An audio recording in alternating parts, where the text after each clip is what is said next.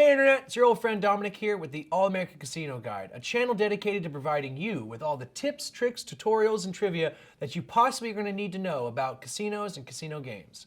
Make sure to check out our channel. We have tons of videos that are intermediate and beginner guides and even soon to come advanced guides for a variety of different casino games that you might want to know more about. Also make sure to subscribe to the channel. It's the only way you can guarantee that you're going to get all the new content as it becomes available.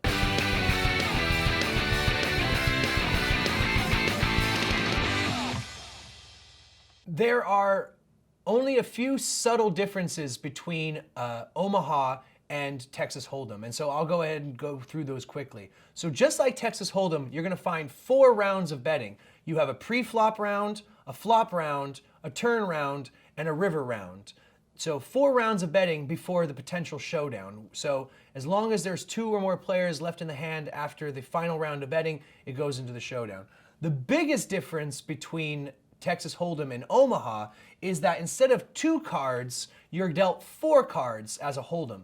These are dealt to each player face down. The other big difference, of course, is that when you build your hand, you're required to take 2 cards from your Hold'em and take 3 cards from the community pool of cards, forming a 5-card hand. You are not allowed to use 4 or 5 cards from the community pool. You must use exactly 3. I'll give you an example here.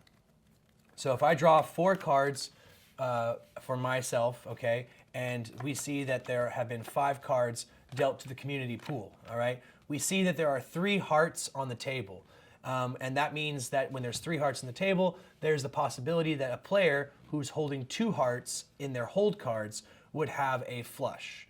Now, you know that if you reveal your cards that you have the ace of hearts. You do not have 2 hearts, so unfortunately you are not eligible for a flush. Even if these other 2 cards were hearts, you were not capable of producing a flush because in Omaha, you must take 3 cards from the community pool and 2 cards from your hold pool, all right? So what we have here is the best hand I can pull off would be Jack, Queen, King.